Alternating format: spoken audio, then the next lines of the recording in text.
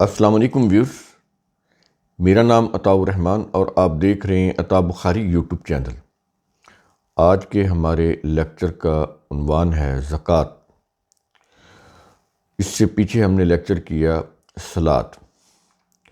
دین کے دو اہم رکن، دین کے دو اہم ستون اور پلر کیا ہیں؟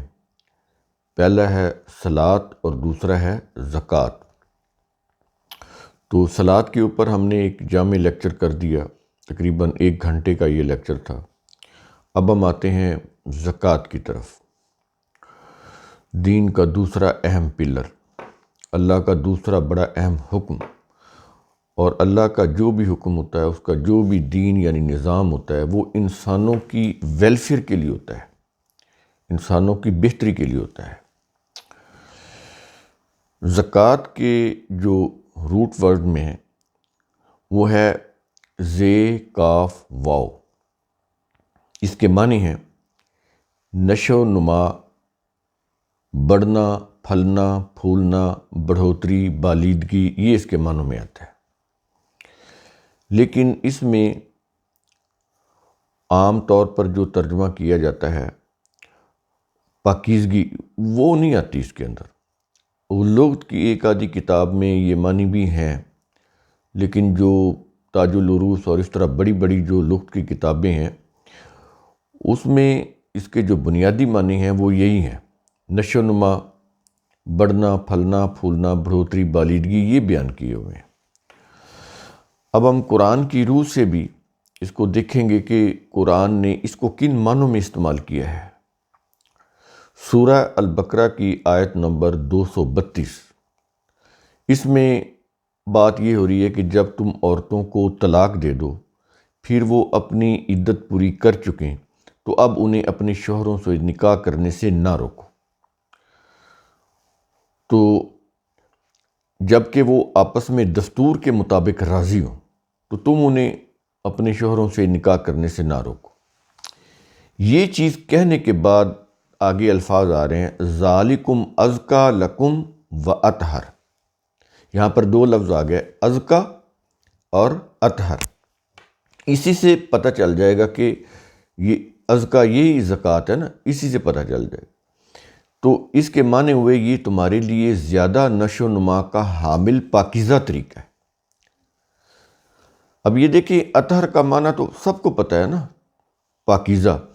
تو اس سے پہلے جو لفظ آ رہا ہے ازکیٰ، تو اس کا معنی بھی اگر پاکیزہ ہے تو پھر تو کوئی معنی نہ ہوا۔ اگر دونوں لفظ ایک جیسے معنی دے رہے ہیں تو پھر فائدہ کیا ہوا، بات سمجھ ہی نہیں آتی۔ تو ازکیٰ اور اطہر 2 لفظ لا کر قرآن خود واضح کر رہا ہے کہ ازکیٰ کیا ہے۔ ازکیٰ کے اندر نشو و نما ہے اور اطہر کے اندر پاکیزگی ہے۔ جتنے بھی تراجم کیے پڑے ہیں وہ ازکیٰ میں، ازکیٰ کے معنی وہ لیتے ہیں پاکیزگی، جبکہ آگے اطہر کا لفظ آ رہا ہے، اس کے اندر یہ پاکیزگی کے معنی ہیں آلریڈی۔ تو پھر ازکیٰ کے معنی بھی پاکیزگی، تو پھر یہ کیا ہوا؟ کوئی سینس نہیں بنتی۔ دوسری سورہ الشمس آیت نمبر 9 اور 10، یہ ان کے جو یہ جملہ مکمل دونوں میں ہوگا، 9 اور 10 میں الفاظ ہیں، قد افلح من زکاہا وقد خاب من دساہا۔ یہ 9 نمبر اور 10 نمبر کی آیت ہے، 91/9 اور 91/10۔ جس نے اپنے نفس کی نشو و نما کر لی کامیاب ہو گیا۔ قد افلح من زکا، جس نے اپنے نفس کی، اپنی ذات کی، اپنی پرسنالٹی کی، اپنی شخصیت کی نشو و نما کر لی، وہ کس سے؟ یعنی اچھی تعلیم و تربیت سے، اور وہ تو قرآن ہے نا، قرآن سے بہتر تو کوئی تعلیم و تربیت نہیں۔ تو جس نے اس کے قرآن کے اصول اور ضابطوں کی روح سے اپنی شخصیت کی نشو و نما کر لی، اپنے نفس کی نشو و نما کر لی، تو کیا ہے؟ وہ کامیاب ہو گیا۔ افلاح کامیاب ہو گیا، زکا جس نے نشو و نما کر لی، یہ ہے۔ پاکیزگی نہیں آئے گا یہاں معنی۔ اور آگے ہے وقد خواب من دساہا، لیکن جس نے اپنے نفس کی نشو و نما کو روک دیا، دبا دیا، خود یہ جو روایتی تراجم ہے اس کے اندر بھی آپ کہیں کہیں دیکھیں گے دساہا کا معنی دبا دینا، روک دینا کیا گیا ہے، وہ بعض دفعہ کئیوں میں بریکٹ میں دیا ہوا ہے، تو یعنی ان کو بھی پتہ ہے کہ معنی جو ہیں یہی بنتے ہیں، دبا دینا یا روک دینا۔ تو جس نے اپنے نفس کی، اپنی شخصیت کی، اپنی ذات کی، اپنی پرسنالٹی کی نشو و نما کو روک دیا، دبا دیا، سپریس کر دیا، کہاں سے لینی ہے وہ نشو و نما؟ قرآن کے اصولوں اور ضابطوں سے، روایتوں سے نہیں۔ تو جس نے بھی اس کو دبایا، روکا اس نشو و نما کو، تو پھر کیا ہو گیا؟ وہ ناکام ہو گیا۔ یہ خابہ کا مطلب ہوتا ہے ناکام ہو گیا، اور کئی تراجم میں لکھا ہوا ہے مٹی میں مل گیا، مٹی سے آلودہ ہو گیا، یعنی اس طرح کے وہ مٹی میں دفن ہو گیا، یعنی اس طرح کے معنی کیے ہوئے ہیں جو بالکل ان کی کوئی سینس نہیں بنتی۔ تو کلیئرٹی ہونی چاہیے، یہ عربی کے الفاظ ہیں، لیکن پتہ ان کو بھی ہے کہ معنی کیا ہیں، لیکن انہوں نے چونکہ اپنی روایات کو صحیح رکھنا ہے، قائم دائم رکھنا ہے، تو اس کی روح سے وہ ترجمہ بدلنا بھی پڑے تو وہ بدل دیتے ہیں۔ یعنی قرآن کی روح سے روایات کو صحیح نہیں کرنا، روایات کی روح سے قرآن کے الفاظ کے میننگ بدل دینے ہیں۔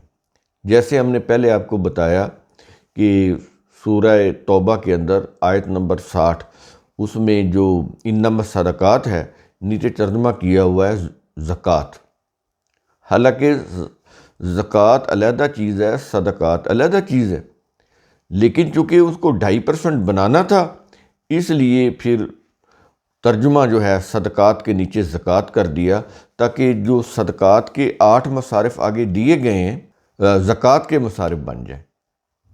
حالانکہ وہاں پر لفظ بالکل واضح ہے انما الصدقات، لیکن وہاں پر ترجمہ آپ دیکھیں گے نا تو اس کے نیچے صدقات کا ترجمہ زکوٰۃ کیا ہوا ہے، اور صدقات کے جو 8 مصارف ہیں وہ اس سے صدقات سے کاٹ کے زکوٰۃ کے ساتھ جوڑ دیے ہوئے ہیں۔ یہ کیوں کیا انہوں نے؟ روایات کو صحیح رکھنے کے لیے قرآن کے الفاظ کی میننگ ہی بدل دی، زکوٰۃ کو 2.5% بنانا تھا۔ اور بھی کوئی ان کی چیزیں ہوں گی نا، مجبوریاں ہوں گی، ان کی مجبوریاں روایات کی ہیں، ان کو قرآن کی تو کوئی مجبوری نہیں ان کو، تو روایات کی روح سے بدلنا پڑے تو وہ بدل دیتے ہیں۔ اب یہ دیکھیں کہ قرآن کا جو نظام ہے، اس کو آپ دین کہہ لیں، دین کا مطلب بھی نظام ہوتا ہے، نظام حیات، ریاست کا نظام، یہ سارے دین کے معنی آ جاتے ہیں، دین کے معنوں میں یہ چیزیں آ جاتی ہیں، ریاست کا نظام۔ تو اب یہ دیکھیں جب وہ اقامت صلاۃ اور ایتاء زکوٰۃ، بار بار اس کی قرآن کے اندر تکرار آ رہا ہے، بار بار، کہ اقیموا الصلاۃ و آتوا الزکوٰۃ، اقیموا الصلاۃ و آتوا الزکوٰۃ، بار بار یہ کہہ رہا ہے، کیونکہ یہ 2 مین پلر ہیں دین کے نظام کی۔ ریاست کا جو نظام ہے، قرآن اس کو دین کہتا ہے، تو اس کے 2 پلر ہیں، صلاۃ اور زکوٰۃ، اس لیے بار بار ہیمر کرتا ہے، ایمفیسائز کرتا ہے، رپیٹ کرتا ہے۔ تو صلاۃ کے جو 2 مقاصد ہیں وہ ہم نے پچھلے لیکچر میں جو صلاۃ کے اوپر کیا تھا اس میں ہم نے آپ کو بتا دیے۔ اس میں کیا بتایا تھا؟ صلاۃ کے 2 مقاصد، ایک تو ہے نصیحت یا یاد دہانی، اور دوسرا بتایا تھا فحشاء اور منکرات و ممنوعات کو روکنا۔ قرآن کی آیات کی روح سے ہم نے آپ کو بتایا تھا۔ اگر کسی نے نہیں سنا وہ لیکچر تو وہ دوبارہ صلاۃ کے اوپر، اس سے پیچھے والا جو لیکچر ہے وہ سن لیں، وہاں سے یہ چیزیں آپ کو کلیئر ہو جائیں گی۔ تو 2 مقاصد تو ہم نے صلاۃ کے وہاں پر بتائے۔ اب صلاۃ کا جو تیسرا مقصد ہے نا، وہ اس لیکچر میں ہم بتا رہے ہیں، وہ کیا ہے؟ ایتاء زکوٰۃ۔ زکوٰۃ کی جتنی بھی مینجمنٹ ہے وہ صلاۃ کے نظام کے تحت ہے، اس کی روح سے جتنا بھی یہ زکوٰۃ کا نظام ہے وہ یہ شعبہ ہے، یہ کام کرے گا۔ اس کو انتظامی طور پر ہینڈل کون شعبہ کرے گا؟ صلاۃ کا۔ تو زکوٰۃ سے مراد ہے انسانوں کو ان کی نشو و نما کا سامان پہنچانا۔ یہ آپ نے غور سے یہ چیزیں سمجھنے کی بات کیا ہو رہی۔ یہ جو نشو و نما ہے نا، یہ دو طرح کی ہے۔ ایک تو ہے ذہنی نشو و نما۔ ذہنی نشو و نما کے اندر انسان کی تعلیم آ جاتی ہے، تعلیم و تربیت کہہ لیں، اور سب سے بڑی جو تعلیم ہے وہ کس کی ہے؟ قرآن کی۔ انسانوں سے ریلیٹڈ، انسانی معاملات سے ریلیٹڈ، انسانی مسائل سے ریلیٹڈ قرآن کی تعلیم۔ تو اس کو یا آپ دین کہہ لیں، جو اس کے اصول اور ضابطے ہیں ان کے اوپر جو نظام بنتا ہے وہ دین کہلاتا ہے۔ دین کس چیز کو ڈیل کرتا ہے؟ ریاست اور اس کے نظام کو، کہ ریاست کا جو نظام ہے وہ دین ہونا چاہیے، جو اللہ، جس کے اصول اور ضابطے اللہ نے اپنے قرآن کے اندر دیے ہوئے۔ تو دین اسلام کی تعلیم و تربیت اس کو آپ کہہ لیں، یا اس کا فروغ کہہ لیں، اس کی نشر و اشاعت، یہ سارے اس کے اندر آ جاتے ہیں ذہنی نشو و نما کے اندر۔ تعلیم کے اندر دنیا کی تعلیم بھی آ جائے گی، اور قرآن کی جو تعلیم ہے اس کے جو ضابطے ہیں وہ بھی آ جائیں گے، کیونکہ بچے نے بڑے ہونا ہے نا، تو بچپن میں ہی اس کو جو ضابطے سکھانے ہیں انسانی معاملات سے متعلق، قوانین، ضابطے، اصول جو اللہ نے دیے ہیں، جو اللہ نے انسانیت کی ویلیوز بتائی ہیں اپنی کتاب کے اندر، وہ بچپن سے ہی بچے کو سکھانی ہے نا۔ تو وہ جو تعلیم و تربیت ہے نا، یہ اس کی ذہنی نشو و نما۔ قرآن کس کے لیے ہے؟ اس کا مقصد کیا ہے؟ انسانی ذہن کی نشو و نما کر۔ قرآن کی تعلیم انسانی ذہن کی نشو و نما کرتی ہے، یہ چیز آپ نے ذہن میں رکھنی۔ تو اس کی نشر و اشاعت کے لیے بھی تو پیسہ چاہیے، ظاہر ہے، تو وہ اس کے اندر آ جاتا ہے۔ دوسری ہے جسمانی نشو و نما، یعنی ضرورت مندوں کو روزمرہ ضرورت کا سامان زندگی باہم پہنچانا، یہ ہے انسانوں کی جسمانی نشو و نما، یہ زکوٰۃ کے اندر آ جاتی ہے۔ تو دونوں چیزیں لیں گے ہم زکوٰۃ کے اندر۔ نشو و نما دو طرح کی، دونوں آئیں گی، ذہنی نشو و نما بھی اور جسمانی نشو و نما بھی، دونوں لی جائیں گی۔ اب اقامت صلاۃ اور اعطاء زکوٰۃ کے امور کا اختیار یہ کس کے پاس ہے؟ ظاہر ہے اس کے لیے مینجمنٹ چاہیے۔ یہ ایسا تو نہیں ہے کوئی ایک فرد واحد یہ کام کرے گا، یہ تو اجتماعی کام ہے۔ جیسے صلاۃ اجتماعی سطح کا ہے، ایک بہت بڑا فریضہ ہے، زکوٰۃ بھی اجتماعی سطح کا فریضہ ہے۔ یہ نہیں کہ میں چپ کر کے اپنی مرضی سے اپنے مال میں سے 2.5% دے دوں، یا اگر کوئی شیعہ مسلک سے تعلق ہے تو وہ خمس نکال دے تو یہ زکوٰۃ ہو جائے گی یا خمس ہو جائے گا۔ قرآن میں تو نہ 2.5% ہے نہ خمس ہے، خمس بنتا ہے 20% اہل تشیع کے ہاں، دونوں ہی نہیں ہیں، نہ اہل سنت کا 2.5% ہے نہ اہل تشیعوں کا خمس ہے یعنی 20%، دونوں ہی نہیں ہیں۔ انہوں نے خود بنائے اپنے فقہوں کے روح سے، فقہیں خود بنائیں، شریعتیں خود بنائیں، اور یہ شرک ہے۔ تو اعطاء زکوٰۃ کا جتنا بھی کام ہے وہ صلاۃ کے تحت ہے۔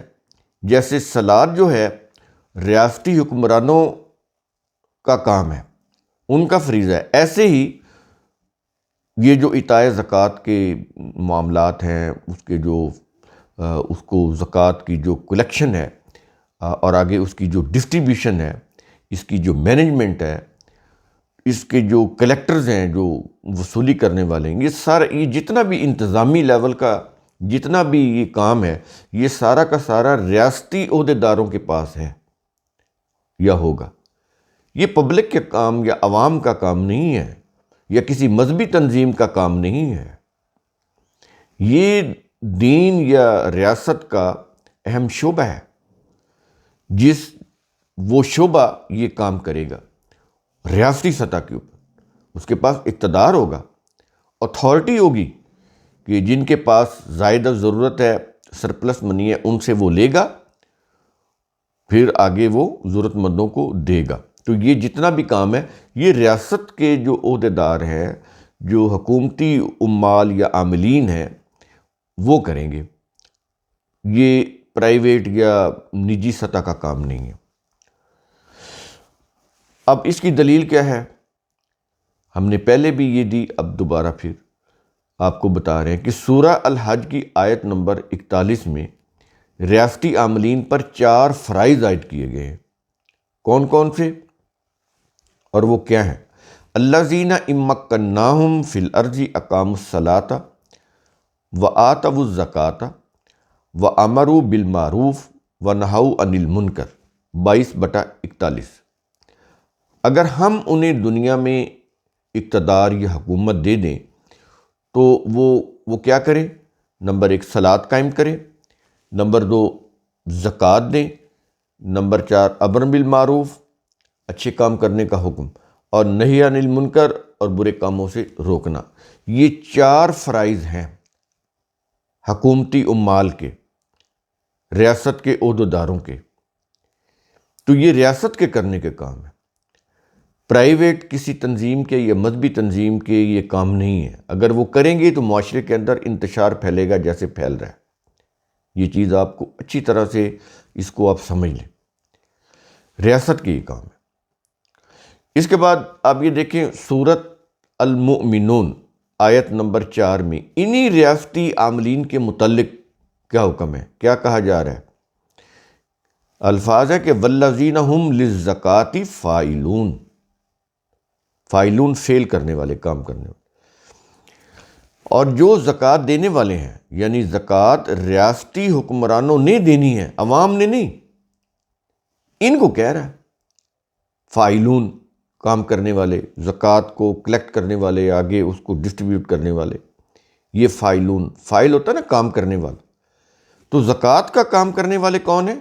یہی لوگ جن کے پاس ریاستی اقتدار ہے، جن کے پاس حکومت ہے، وہ کریں گے۔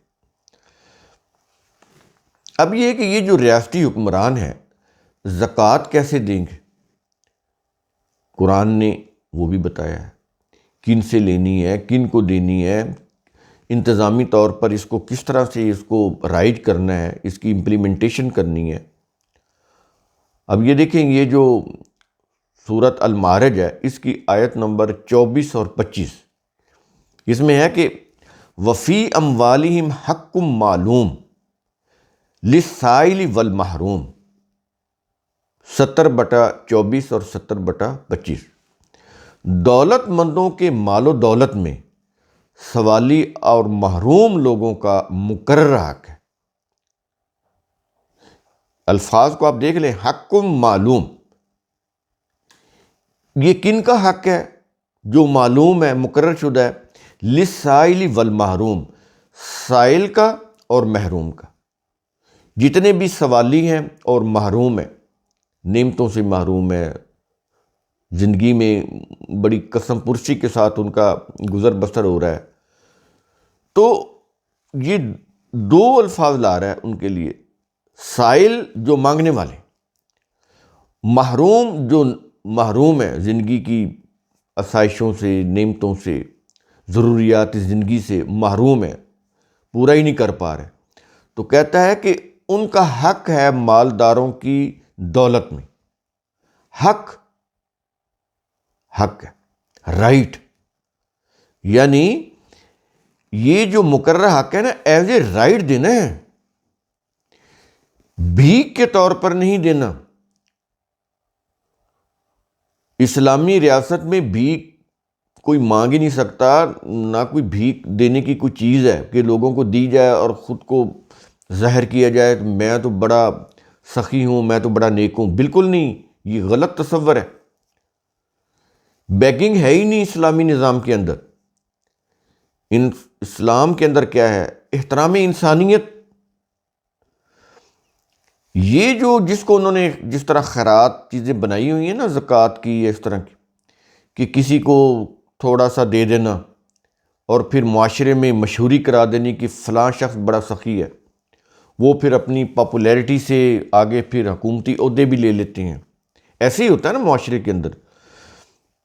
ان کے لیے ان کے دل میں اللہ کی رضا یا وہ اس کا خوف نہیں ہوتا، وہ معاشرے میں اس چیز کو کیش کراتے ہیں۔ جتنا پاپولر ہوں گے اتنا ہی وہ پھر کو الیکشن لڑیں گے، ان کو ووٹ مل جائے گا، حکومت کے ایوانوں میں پہنچ جائیں گے۔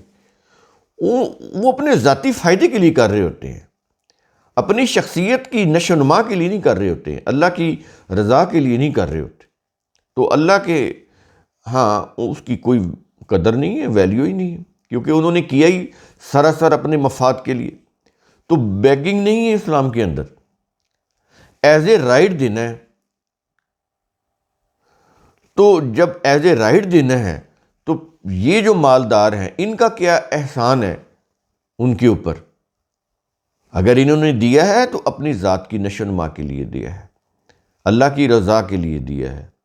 ان کے اوپر کوئی احسان کرنے کے لیے نہیں دیا کہ یہ پھر ان کے زرخلید غلام بن جائیں، ان کے نعرے لگانے لگ جائیں، ان کی جھنڈیاں اور ان کے بینر اٹھا کے چلتے پھریں اور ان کو ووٹ دلائیں یا ان کو دوسرے کو دنیا کے فوائد پہنچائیں. اس لیے نہیں ہے. تو ہمارے جو اسلامی ممالک ان میں تو ایسے ہی ہو رہا ہے. جو لوگ اس طرح کی کرتے ہیں نا زکوٰۃ وغیرہ یا خیرات وغیرہ، وہ صرف اپنے ذاتی مفاد کے لیے کرتے ہیں. وہ یہ نہیں سمجھتے کہ ہمارے مال کے اندر ان لوگوں کا حق ہے. قرآن کہہ رہا ہے حق ہے ان کا، اور حق کو معلوم ہے، مقررہ حق ہے. ان کا حق ان کو دو اور ایز اے رائٹ دو، پوری ڈگنیٹی کے ساتھ، پورے وقار کے ساتھ، بھیک کے طور پر نہیں. اس لیے کہ اس سے تو پھر یہ ہوگا، اگر اس کو ایز اے رائٹ نہیں دیں گے تو اس سے تو پھر یہ ہوگا کہ دینے والے کے اندر سپیریورٹی کمپلیکس پیدا ہوگا، اور لینے والوں کے اندر، جو لینے والا ہے اس کے اندر انفیریورٹی کمپلیکس پیدا ہوگا. قرآن یہ چیزیں پیدا نہیں کرنا چاہتا کہ معاشرے کے اندر اس طرح کی چیزیں پیدا ہو جائیں. اس سے تو معاشرے کے اندر انتشار پیدا ہو جاتا ہے، فساد پیدا ہو جاتا ہے. تو انسانوں کو ایز اے رائٹ دیا جائے جو ضرورت مند ہے، بھیک کے طور پر نہیں. اس میں جو حق کے ساتھ معلوم کا جو لفظ ہے نا، یہ کیا ہے؟ یہ کو اللہ نے معلوم کر کے لکھا ہے. اللہ نے تو یہاں پر کوئی پرسنٹیج نہیں لکھی. پھر یہ معلوم کیسے ہوگا؟ یہ جب کوئی چیز اللہ ڈیفائن نہیں کرتا نا، وہ پھر انسانوں کے اوپر چھوڑ دیتا ہے. کہ اللہ اگر ڈیفائن کر کے دے دے تو آگے زمانہ تو ہر وقت بدل رہا ہے نا، اس کی ضروریات تقاضے بدل رہے ہوتے ہیں. تو وہ پھر کسی ایک، اگر فرض کریں ایک چیز 1400 سال پہلے ڈیفائن کر دی جاتی کہ اتنے پرسنٹ، 2.5% یا خمس، تو یہ نظام تو کچھ سالوں کے بعد ہی ختم ہو جائے، چلے ہی نہ. تو اس لیے ان چیزوں کو اللہ نے ڈیلیبریٹلی ان کو انڈیفائن رکھا ہے، انڈیفینٹ رکھا ہے، ڈیفینٹ نہیں رکھا، تاکہ زمانے کی ضرورتیں اور تقاضے جیسے جیسے بدلتے جائیں ویسے ویسے جو ریاست کے حکمران ہیں، اس کو چلانے والے ہیں، جو اس کے ایگزیکٹو ہیں، وہ مشورہ کر کے مجلس شورا بنا کے اس سے مشاورت کر کے طے کریں گے کہ کس سے کتنا لینا ہے اور کتنا دینا ہے. اس لیے یہ چیزیں قرآن کے اندر جو اس طرح کی چیزیں ہیں وہ ڈیفینٹ نہیں ہوتی، انڈیفینٹ ہوتی ہیں، معلوم انسانوں نے کرنی ہوتی. تو آیت میں معلوم کا جو یہ لفظ ہے، یہ ہر دور کے جتنے بھی کوئی ریاستی حکمران ہیں یہ ڈیٹا اکٹھا کریں گے، اپنے اسٹیٹ کا ڈیٹا اکٹھا کریں گے کہ کتنے دولت مند ہیں، ان کے پاس کتنی دولت ہے، کتنے ضرورت مند ہیں اور کس لیول کے ہیں، اس کی کوئی کیٹیگری ہوگی، کتنے افراد ہیں، کتنی ضرورتیں ہیں. یہ سارا وہ ایک اسٹیٹسٹکس جو ہے نا وہ اکٹھا کریں گے. اس کے علاوہ ریاستی نظام کو بھی تو چلانا ہے، اس کے اخراجات بھی ہیں، وہ بھی اس میں ایڈ کریں گے. ان سب کا اعداد و شمار اکٹھا کریں گے وہ.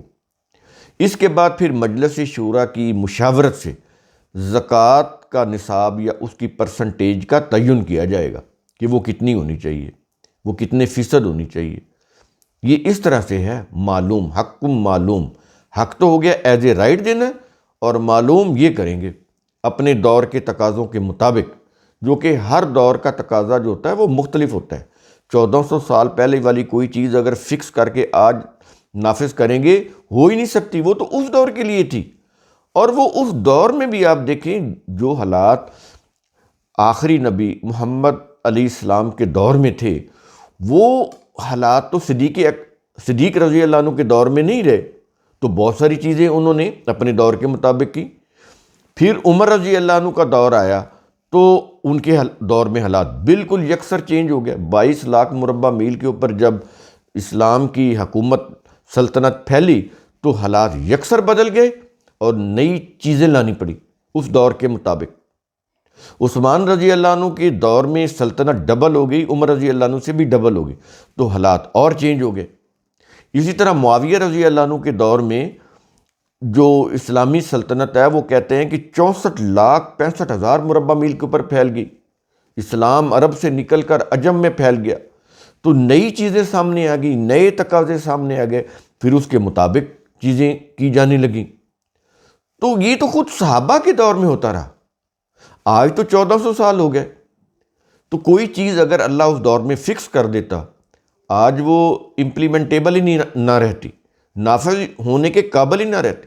اس لیے اللہ ایسی چیزیں نہیں کرتا جو کسی ایک دور میں مقرر کر دی جائیں اور بعد میں وہ پھر ان کو تبدیل کرنا پڑے، یہ نہیں، کیونکہ قرآن کے اندر ہے کہ تمت کلمت ربی کا صدقا و عدلا، اللہ کی بات، اس کے قوانین ضابطے اس قرآن کے اندر آ کر مکمل ہو گئے ہیں۔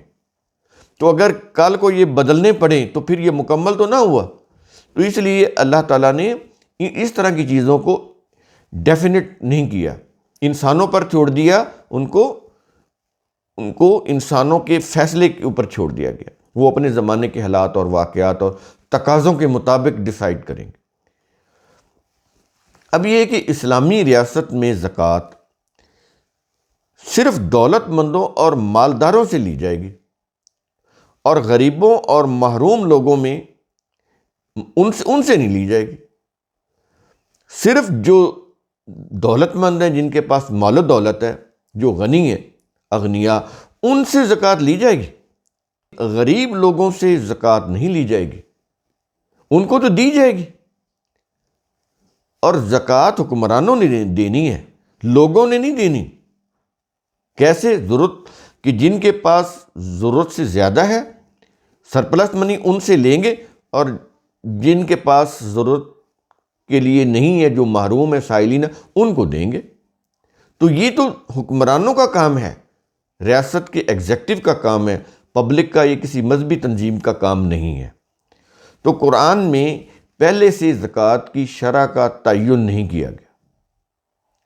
کیوں؟ کہ زمانے کے تقاضے مختلف ہوتے ہیں، اس لیے ہر دور کے حکمران اپنے عصری تقاضوں کے مطابق اس کا تعین مجلس شورا کی مشاورت سے کریں گے، اس لیے اس کی پرسنٹیج ہر زمانے میں مختلف ہوگی، قرآن میں اس کی پرسنٹیج نہیں دی گئی۔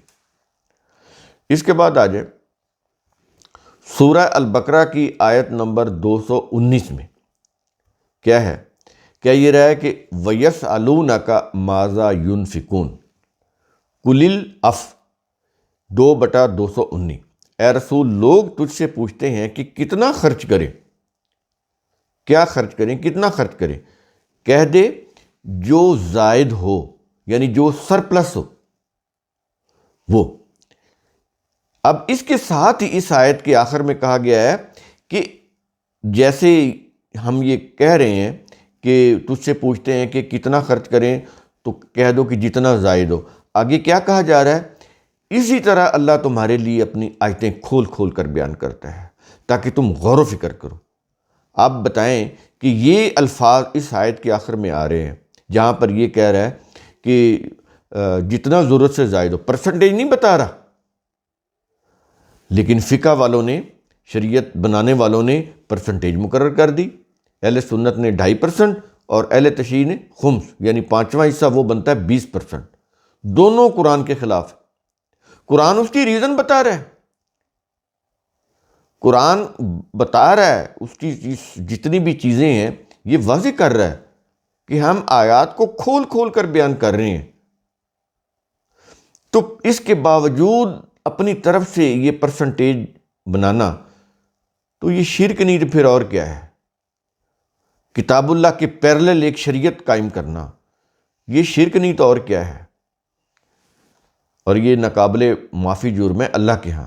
یہ تو قیامت کو پتہ چلے گا نا، دنیا میں تو ٹھیک ہے، وہ بڑے بڑے علامہ بنے ہوئے ہیں، مفتی بنے ہوئے ہیں، فتویٰ ساز بنے ہوئے ہیں، لیکن یہ تو پھر قیامت کو پتہ چلے گا کہ وہ دنیا میں کیا کرتے رہے، صرف اپنی دنیا کا مفاد حاصل کرنے کے لیے، اپنے آپ کو بڑا علامہ اور بڑا وہ اپنی شہرت اور مقبولیت، اس کے لیے سب کچھ کرتے رہے، قرآن کو نظر انداز کر دیا، اس کو پسے پش ڈال دیا، اپنی شریعتوں کا بول بالا کر دیا۔ آج یہی ہو رہا ہے نا مسلم معاشروں کے اندر۔ تو بالکل کلیئر ہوگی نا یہ چیز کہ زکوٰۃ کا جو شرح ہے، اس کی جو پرسنٹیج ہے، وہ اللہ تعالیٰ نے ڈیفینٹ نہیں رکھی، مقرر کر کے نہیں دی، انڈیفینٹ رکھی۔ اب ہے یہ جو زکوٰۃ ہے، اس کی نوعیت کیا ہے؟ آج کے دور میں اس کی نوعیت ٹیکس کی ہے۔ ٹیکس انگلش زبان کا لفظ ہے۔ آپ یہ سمجھ لیں کہ زکوٰۃ کا ترجمہ ٹیکس ہے، یوں سمجھ لیں آپ، ہے نہیں یہ ترجمہ نہیں ہے ٹیکس۔ ظاہر زکوٰۃ کا معنی تو کیا آتا ہے؟ نشو و نما دینا، بڑھوتری، بالیدگی، وہ آتا ہے۔ سمجھانے کے لیے کہہ رہا ہوں کہ زکوٰۃ جو ہے نا، وہ آج کے دور کا ٹیکس ہے۔ یہ اس کو آپ زکوٰۃ کہہ لیں، ٹیکس کہہ لیں، ایک ہی بات ہے۔ تو آج کی زبان میں یہ ٹیکس ہے، لہٰذا زکوٰۃ لینے کی صورت میں اس کے علاوہ کوئی ٹیکس نہیں لیا جائے گا، صرف زکوٰۃ۔ جب زکوٰۃ لی جا رہی ہے تو پھر زکوٰۃ ہی ہوگی، کوئی ٹیکس نہیں ہوگا۔ اگر ٹیکس بھی لیں گے، زکوٰۃ بھی لیں گے، یہ ڈیول چیز ہے، یہ شرک ہو جائے گا کہ ایک حکم آپ اللہ کا لے رہے ہیں، ایک حکم آپ اپنی طرف سے چلا رہے ہیں، تو یہ تو شرک ہو جائے گا جس کی اللہ کے ہاں کوئی معافی نہیں ہے۔ تو زکوٰۃ جو ہے نا وہی ہے، اور وہ امیروں سے لی جائے گی، غریبوں کو دی جائے گی، غریبوں سے زکوٰۃ نہیں لی جائے گی۔ اب یہ جو صدقات ہیں، اب ہم آ جاتے ہیں صدقات، کیونکہ انہوں نے صدقات کا ترجمہ زکوٰۃ کیا ہوا ہے، جیسے کہ میں نے سورہ توبہ کی آیت نمبر 60 کا حوالہ دیا ہے۔ صدقات قرآن بالکل علیحدہ لیتا ہے اس کو۔ تو یہ صدقات کیا ہیں؟ معاشرتی فلاح و بہبود کے کاموں کے لیے چندہ، عطیہ وغیرہ، یہ ہوتا ہے صدقات۔ یہ فرق ہے کہ معاشرے کے اندر جو بھی فلاح و بہبود کے کام ہو رہے ہوں، اس کے لیے کچھ چندہ چاہیے، عطیہ چاہیے، اس کے لیے یہ صدقات ہیں۔ اور اس کی جو نوعیت ہے وہ ہنگامی ٹیکس کی ہے، ایمرجنسی ٹیکس، کہ وقت کوئی فوراً کوئی ایک آل آف سڈن کو ضرورت پڑ گئی تو اس کے لیے پھر یہ چیزیں دی جاتی ہیں۔ مین زکوٰۃ اسی طرح رہے گی جو اس کا ہے، لیکن یہ اس کے ساتھ ایک یوں کہہ لیں ہیلپنگ ٹول ہے۔ یہ صدقات جو ہیں، وہ ایمرجنسی ضرورت پڑ جاتی ہے ریاست کو لوگوں کی ضرورتیں پوری کرنے کے لیے، فلاح و بہبود کے کاموں کے لیے، تو پھر اس کے لیے یہ صدقات ہیں۔ اس کے لیے پھر لوگ جو ہیں وہ کچھ چندہ دیں گے، عطیہ دیں گے، اس سے وہ فلاح و بہبود کے کام کیے جائیں گے۔ تو یہ وقتاً فوقتاً جو ہے یہ ریاست لے گی، پبلک میں سے یا عوام میں سے یا مذہبی تنظیموں میں سے کوئی لوگ اس کا فیصلہ نہیں کر سکتے، یہ ریاست نے فیصلہ کرنا ہے۔ ریاست ہی پبلک کو بتائے گی، اس میں سے جو دینے والے ہیں ان سے لے گی، اور یہ انہی کے کام ہے، ریاست کا کام ہے، نہ کہ عام عوام کا کام ہے۔ تو یہاں پر یہ چیز آپ نے یاد رکھنی ہے کہ زکوٰۃ اور صدقات بالکل الگ الگ ہیں، یہ اکٹھے نہیں ہیں۔ انہوں نے ترجمہ صدقات کا زکوٰۃ کر کے اس کو اکٹھا کرنے کی کوشش کی ہے، لیکن یہ اکٹھے نہیں ہیں، یہ دونوں الگ الگ ہیں، ان کے مصارف بھی الگ ہیں۔ اب ہم آتے ہیں سورہ التوبہ کی آیت نمبر 60 میں، 60 میں، صدقات کے مصارف، 8 مصارف وہاں پر بیان کیے گئے ہیں۔ نمبر 1 فقیر مفلس، نمبر 2 مسکین محتاج، نمبر 3 ریاستی عاملین یا کلیکٹرز، جو زکوٰۃ کو صدقات کو کلیکٹ کرنے والے ہیں نا، ان کی تنخواہیں، ان کا ماہانہ جو وظیفہ یا تنخواہ جو آپ کہہ لیں سیلری، وہ بھی اسی میں سے جائے گی۔ تو قرآن نے تیسرے نمبر پر ان کو رکھا ہے جو زکوٰۃ اور صدقات کے کلیکٹرز ہیں، وصول کرنے والے ہیں۔ نمبر 4 مؤلفۃ القلوب، یہ کون لوگ ہوتے ہیں؟ جو اسلام لانا چاہیں لیکن ان کے حالات اجازت نہ دیتے ہوں، ان کی دلجوئی کرنے کے لیے، یہ 4 نمبر ہو گیا۔ 5واں جن کی گردنوں میں غلامی کا طوق ڈالا گیا ہو یا ان کو قیدی بنا لیا گیا ہو، ان کو چھڑانے کے لیے۔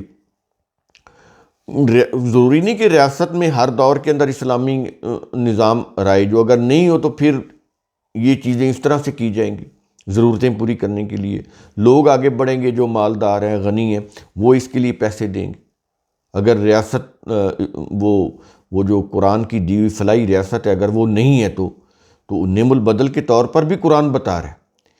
اچھا، چھٹے نمبر کے اوپر ہے مقروض، کہ وہ اپنا قرض ادا نہیں کر سکتا تو اس کو قرض ادا کرنے کے لیے وہ دینا کسی مالدار کا، یہ چھٹا نمبر۔ ساتواں ہے اللہ کی راہ میں، اور یہ بہت بڑی وسیع ٹرم ہے، فی سبیل اللہ۔ یہ سبیل ایسا نہیں کہ اللہ کا کوئی راستہ ہے جو آسمان پہ جا رہا ہے، فی سبیل اللہ، اللہ کا راستہ۔ اس کا مقصد ہے اللہ کا مقصد، انگلش میں اس کا ترجمہ کیا جاتا ہے ان دی کاز آف اللہ، بہت بہترین ترجمہ ہے یہ نہیں کہ اللہ کا کوئی راستہ جا رہا ہے اوپر، اللہ کا راستے کا مطلب ہے اللہ کا مقصد۔ تو اللہ کے مقصد تو کتنے ہی ہو سکتے ہیں، تو یہ ساتواں نمبر یہ آ گیا، فی سبیل اللہ، بہت ہی۔ اور اس میں دین کی نشر و اشاعت بھی آ جائے گی، تاکہ لوگوں کی جو زندگی ہے، ان کی جو تعلیم و تربیت ہے، وہ آ جائے، وہ بہتر ہو جائے، ان کی ذہنی نشو و نما ہو جائے، دین کی تعلیم دی جائے لوگوں کو، ان کے اخلاق سنوارے جائے، وہ بھی اس کے اندر آ جاتے۔ اور آٹھواں نمبر ہے مسافر۔ ظاہر ہے اگر کوئی مسافر چل رہا ہے راستے میں تو مسافر خانے بھی چاہیے، اور ان کے لیے کوئی قیام طعام کا بندوبست بھی چاہیے۔ بہت سارے مسافروں کے پاس زیادہ راہ کم پڑ جاتا ہے، یا کسی کی جیب کٹ گئی، 100 ضرورتیں پڑ سکتی ہیں مسافروں کو، تو 8ویں نمبر پر مسافروں کو لیا جا رہا ہے۔ اور یہ 8 مصارف صدقات کے بتا کر کیا کہا جا رہا ہے، یہ اللہ کی طرف سے مقرر شدہ ہے، اللہ کی طرف سے مقرر شدہ ہے۔ اور ہمارے شریعت سازوں نے، فتویٰ سازوں نے یہ صدقات کے 8 مصارف کاٹ کر زکوٰۃ کے ساتھ جوڑ دی۔ اور سورہ توبہ کی آیت نمبر 60 کا ترجمہ انما الصدقات کا، اس کے نیچے لکھ دیا زکوٰۃ۔ یہ کیا؟ اب ہم آ جاتے ہیں خیرات۔ زکوٰۃ اور صدقات انفرادی نہیں ہے، پیچھے ہم نے آپ کو بتایا نا، یہ انفرادی نہیں ہے بلکہ اجتماعی عمل ہے، اس لیے یہ ریاست کے دائرہ کار میں آتے ہیں۔ یہ نہیں کہ میں گھر میں بیٹھ کے کسی کو دے دوں، یہ جی میں نے زکوٰۃ دے دی اور یہ میں نے صدقہ دے دیا، ایسا نہیں ہے۔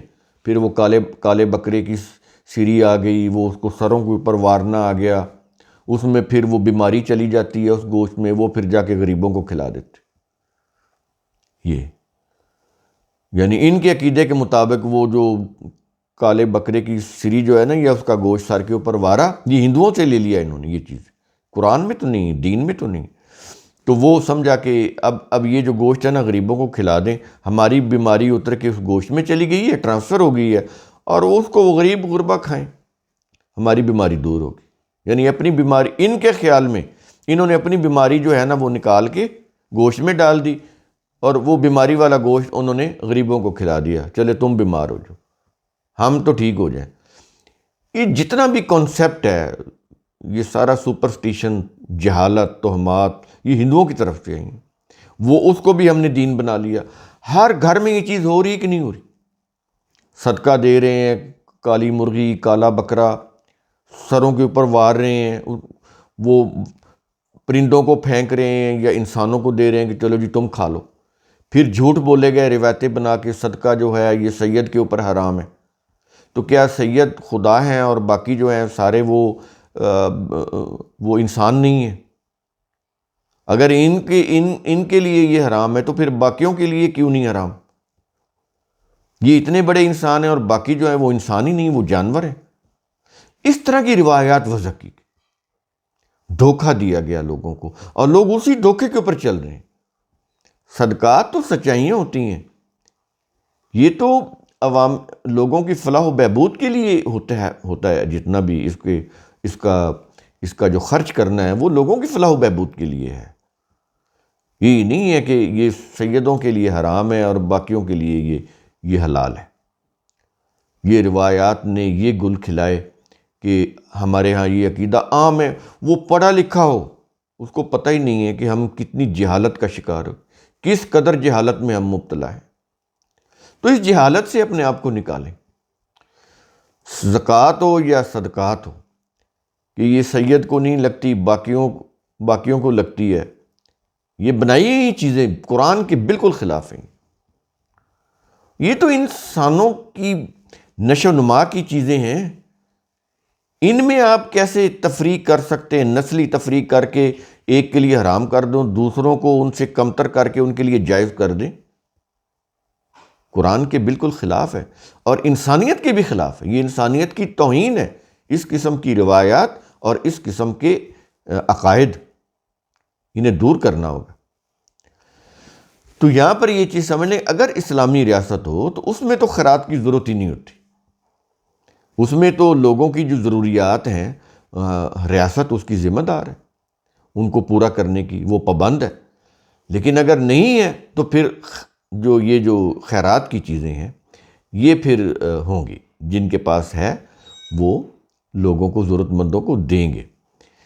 ریاست کی صورت میں تو اس کی ضرورت نہیں پڑتی، کیونکہ ریاست کے اوپر ذمہ داری عائد ہوتی ہے کہ وہ اپنی شہریوں کے لیے ان کی جتنی بھی ضروریات زندگی ہیں، بنیادی ضروریات کو وہ پورا کرنے کی ذمہ دار ہوتی ہے۔ آ جاتا ہے زکوٰۃ کا مقصد، وہ کیا ہے؟ سورۃ الحشر کی آیت نمبر 7 میں ہے، کَیْ لَا یَکُونَ دُولَةً بَیْنَ الْأَغْنِیَاءِ مِنْکُمْ، 59/7، 59/7، تاکہ مال و دولت کی گردش صرف تمہارے دولت مندوں کے ہاتھوں میں ہی نہ رہ جائے۔ یہ ہے زکوٰۃ کا مقصد۔ سمجھ آ رہی کیا ہے؟ تاکہ مال و دولت کی گردش، ویلتھ سرکولیشن، تمہارے جو امیر لوگ ہیں نا ان کے ہاتھوں میں محدود نہ ہو کر رہ جائے، کہ غریب طرف جائے اس تک نہ پہنچے، یہ نہیں کرنا۔ لہٰذا زکوٰۃ جو ہے یہ دین اسلام کا مالیاتی نظام ہے، جس کو آپ کہہ لیں کہ یہ فائنانشل سسٹم ہے یا یہ مانیٹری سسٹم ہے۔ یہ وہ نہیں ہے جس کو آپ نے بنا لیا ہے کہ روح کی پاکیزگی ہے اور اس سے مال پاک ہو جاتا ہے۔ یہ جتنی بھی چیزیں انہوں نے بنائی ہیں یہ اپنی طرف سے بنائی ہیں اور قرآن سے آپ کو پھیر رہی ہیں، قرآن سے آپ کو ہٹا رہی ہیں، یا دوسرے لفظوں میں جو انسانوں کی فلاح و بہبود ہے اس سے ہٹا رہی ہیں۔ لوگوں کو بھکاری بنا رہی ہیں، غریب کو غریب تر بنا رہی ہیں، امیر کو امیر تر بنا رہی ہیں۔ یہ جو ہمارے ہاں یہ جو مذہبی روایات ہیں اور ان کے اوپر جو جس فقہ کا، جس شریعت کا انہوں نے مدار رکھا ہوا ہے، اس سے معاشرے کے اندر یہ چیز ہو رہی ہے، ناانصافی ہو رہی ہے لوگوں کے ساتھ، کرپشن بے انتہا ہو رہی ہے، ظلم ہو رہا ہے، زیادتی ہو رہی ہے، حق تلفی ہو رہی ہے لوگوں کے ساتھ۔ کیوں کہ نظام بدل دیا ہم نے۔ وہ جو فائنانشل سسٹم تھا قرآن کا، جو مانیٹری سسٹم تھا قرآن کا، اس کو بدل کر زکوٰۃ کو انہوں نے کیا کر دیا کہ یہ روح کی پاکیزگی ہے۔ مجھے یہ بتائیں، یہ روح کی پاکیزگی سے انتظامی سطح کے اوپر ریاست کے مسائل حل ہوں گے؟ اس سے غریبوں کی ضروریات پوری ہوں گی؟ اس طرح سے بڑی کمال ہوشیاری کے ساتھ کانٹے بدلے گئے اور ہمیں قرآن کی وہ جو ٹریک ہے نا، قرآن کی شاہراہ سے ہٹا دیا گیا، اور ہم اب وہ مذہب کی پگڈنڈیوں کے اوپر چل رہے ہیں، ان کی جو بنائی ہوئی، انسانوں کی بنائی ہوئی جو شریعتیں ہیں، جو فقہ ہیں، ان کے اوپر چل رہے ہیں۔ قرآن ہمارے ہاتھ سے چھوٹ گیا اور ہم انسانیت کے مقام سے نیچے گر گئے ہیں، انسانیت کے مقام کے اوپر نہیں رہے۔ مسلمان ہونا تو بڑی دور کی بات ہے، آج ہم انسان ہی نہیں ہیں، ہمارے اندر انسانیت ہی نہیں، انسانیت ہی نہیں ہے تو پھر اسلام کہاں سے آئے گا؟ پہلے پکے سچے مسلمان تو بعد میں بنیں گے نا، پہلے انسان تو بنے ہم تو انسان ہی نہیں رہے۔ ہمارے اندر نہ انصاف ہے، نہ کوئی رواداری ہے، نہ ہمارے اندر کوئی ہمدردی ہے، نہ کسی کے لیے کوئی رحم کا کوئی مادہ ہے، نہ ہمارے اندر کوئی رواداری اور نہ ہی کوئی برداشت ہے۔ کسی کی برداشت، کسی کی ذرا سے بھی بات ہم برداشت کرنے کے لیے تیار نہیں، رواداری ہے نہیں، اخوت ہے نہیں، مساوات ہے نہیں۔ تو پھر اسی طرح کا معاشرہ جنم لے گا نا، کیونکہ ہمارا جو فائنانشل سسٹم ہے وہ بدل دیا گیا، وہ ایسا بنا دیا گیا کہ امیر لوگ جو ہیں نا وہ صدقہ خیرات کر کے قربانی کر کے وہ اللہ کے منظور نظر بن جائیں، اپنے گناہ معاف کروا لیں، اور جو غریب لوگ ہیں جو نہ قربانی کر سکتے ہیں نہ صدقہ خیرات کر سکتے ہیں، وہ لوگ پھر بھکاری بن جائیں۔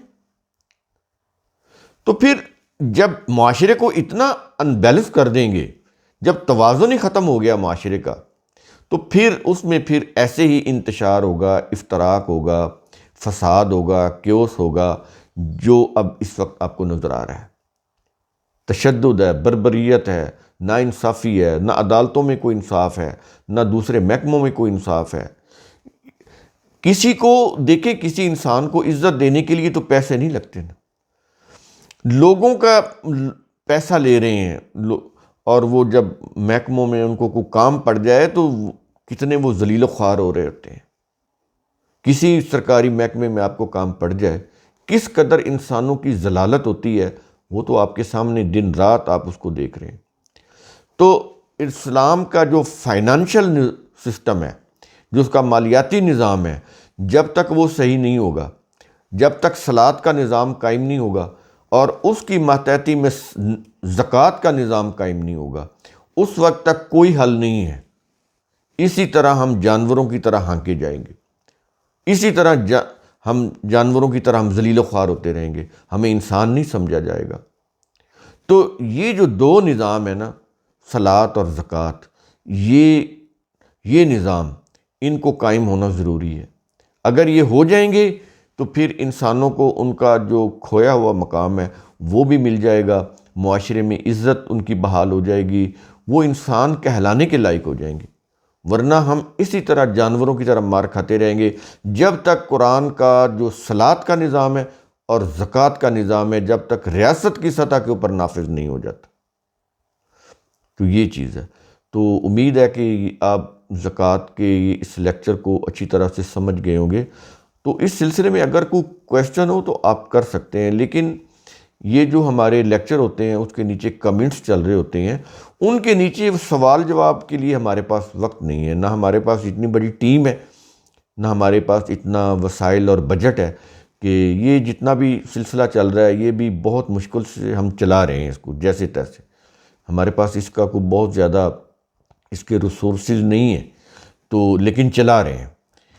بہت سارے کام ہو رہے ہیں، قرآن کا یہ ترجمہ بھی ہو رہا ہے، آگے اور بھی چیزیں ہم لائیں گے، لیکچر ہو رہے ہیں، یہ کافی کام ہو رہا ہے، لیکن ہمارے پاس اتنے وسائل نہیں۔ تو اس لیے آپ نے اگر کوئی سوال جواب کرنا ہو تو آپ واٹس ایپ کے اوپر کال کر سکتے ہیں، یا اپنا وائس میسج جو ہے ریکارڈ کر کے سینڈ کر دیں۔ تو وہاں پر لکھنے کا ہمارے پاس ٹائم نہیں ہے، ہمارے پاس وقت بھی نہیں ہے، ہمارے پاس ٹیم بھی نہیں ہے کہ ہم اس طرح پھر، کیونکہ پڑھنا اور پھر لکھنا، لکھ کر جواب دینا، اس کے اوپر بڑا ٹائم چاہیے۔